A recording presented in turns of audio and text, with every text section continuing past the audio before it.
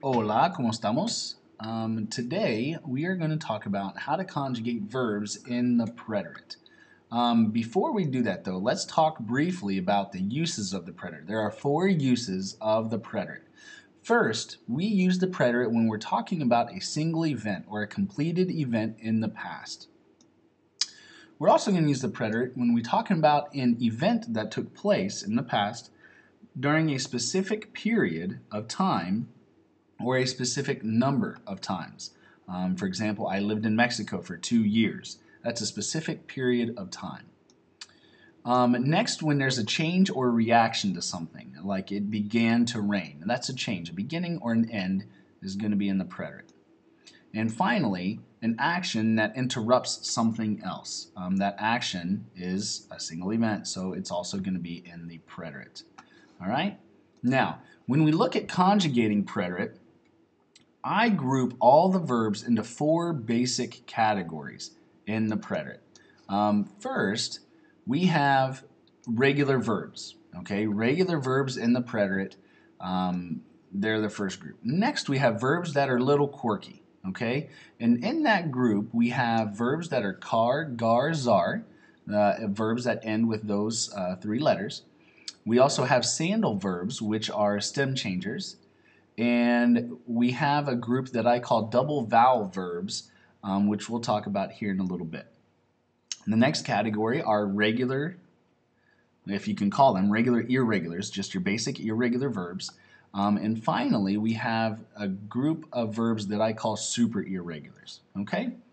First, let's take a look at the regular verbs in the preterite. AR verbs, the endings, once you take off the AR, the endings you'll use for the preterite are E con acento, aste in the to form, o in the el y usted form, nosotros, amos, vosotros hastes, ellos, ellas, ustedes, aron. All right?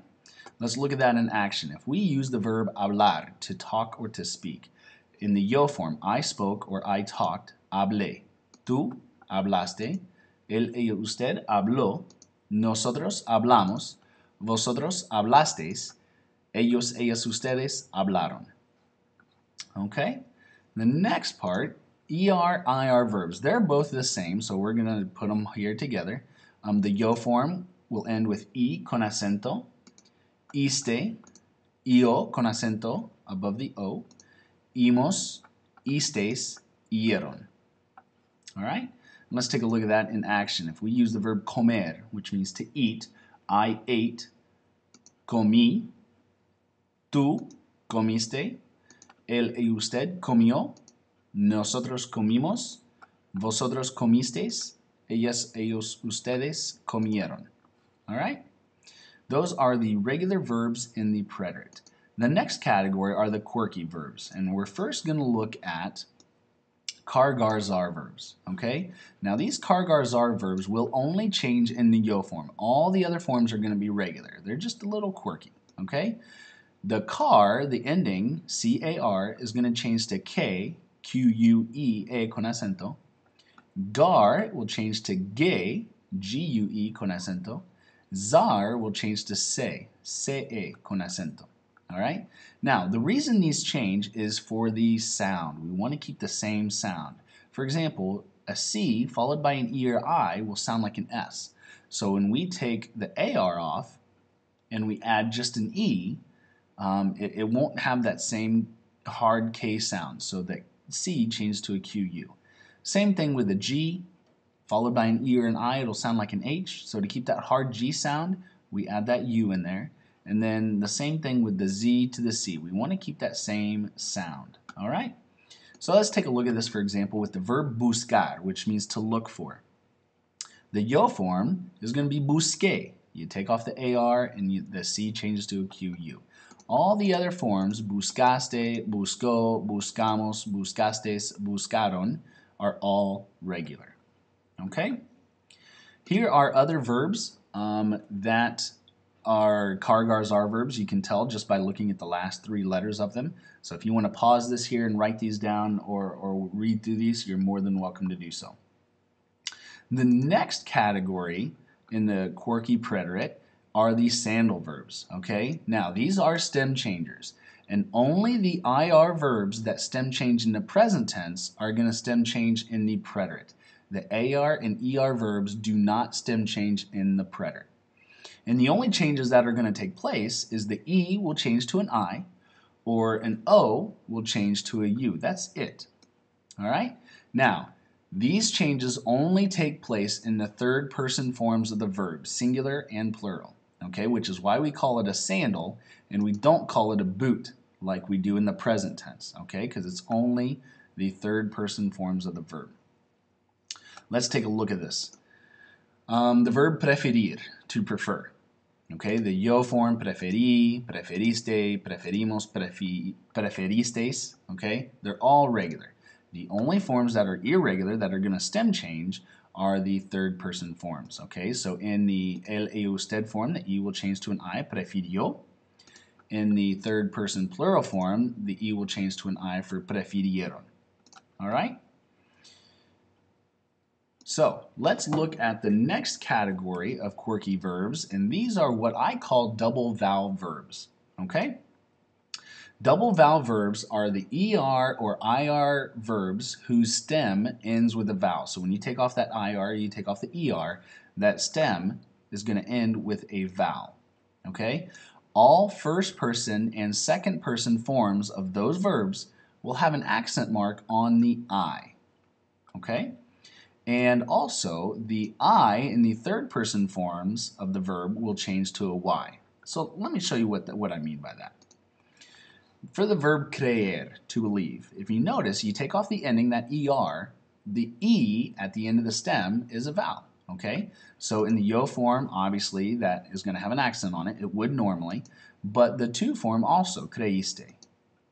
Creímos, creísteis, okay? Now, in the third person form, that I is going to change to a Y. Creyó, creyeron, okay? Now, those are for all the ER and IR verbs that has a stem ending in a vowel. Some other examples are leer, oír, freír, poseer, proveer, releer. So if you want to pause it here and write these down, practice with those, you're more than welcome to. Our next category of preterite verbs is the irregulars, okay? And these are actually pretty simple. There are only 4 verbs in this category, all right? First, we have the verbs ver and dar, and then we have the verbs ir and ser, okay? So first, let's look at ver and dar. Ver and dar both use the ER, IR endings, but they do not have accent marks, okay? So ver in the yo form, I saw, vi, tú viste, él, ella, usted vio, nosotros vimos, vosotros visteis, ellos, ellas, ustedes vieron, okay? Dar is going to be the same thing. Yo di, tú diste, él, ella, usted dio, nosotros dimos, vosotros disteis, ellos, ellas, ustedes dieron. Okay, again, they're all going to have, both of these are going to use the ER, IR endings without accent marks. Okay?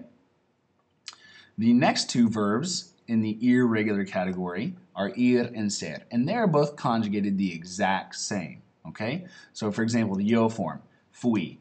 I went is fui, and I was is fui. They're the exact same. Okay? Tú fuiste, él, ella, usted fue, nosotros fuimos, vosotros fuisteis, ellos, ellas, ustedes fueron. Okay? They're both conjugated the same way, which is pretty nice. Our next category of ways to conjugate in the preterite are the super irregulars, what I call super irregulars. And the reason these are super irregulars, there's 2 reasons. First is because all of them have irregular stems, and second, they share a set of irregular endings. Okay, that's why they're super irregular. So let's take a look at what verbs these are. First, we have andar, which means to walk or to stroll. The stem in the preterite is going to be anduv. Our next verb is estar, to be, and the stem is estuv. Then we have tener, to have, the stem is tuv.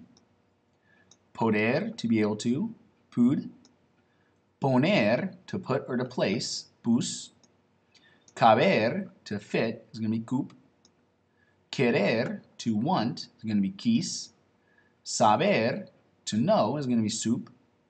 Venir, to come, is going to be bin. Hacer, to do or to make, is is. Traer, to bring, traj. Decir, to say or to tell, is dich. Conducir, to drive, is conduj. And traducir, to translate, is traduj. All right? Let's take a look at just one of these.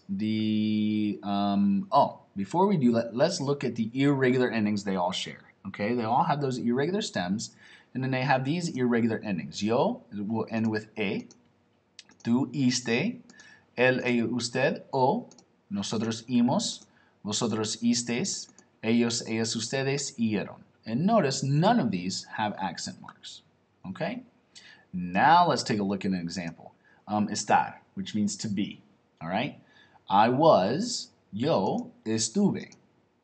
All right? Estuviste, él, ella, usted estuvo. Nosotros estuvimos. Vosotros estuvisteis. Ellas, ellos, ustedes estuvieron. Okay? They have that irregular stem and then that set of irregular endings. Now, there are a couple verbs in this group that have a couple more irregularities. Okay, I know you gotta love the irregular verbs. Hacer is one of them. Hacer, all the forms are going to be irregular except the el, ello, usted form. That C is going to change to a Z. And if you think back to our rules on pronunciation, it makes sense. When a C is followed by an E or an I, it sounds like an S, just like it does in ise, isiste, and so on. However, if it's followed by any other letter, it's going to sound like a hard K. So if we did not make that change here, the verb would sound eco, and we do not want that. We want to keep the same sound. So that C changes to a Z, so we have iso. Okay? So that's the reasoning behind that change. The next change are verbs like decir. All right, we also have traer, conducir, traducir, where that irregular stem ends with a J. In these cases, all of the forms are going to be regular except the third person plural, the ellos, ellas, ustedes form. Okay? In this case, you're going to have that stem, but you won't have the I-E-R-O-N. The I is not going to be there. Okay? We'll just end with E-R-O-N. All right, so that's the same with traer, conducir, and traducir. We omit that I. Okay, well, that is the lesson on how to conjugate the preterite. Feel free to check back later for more information on Spanish verbs. Thank you.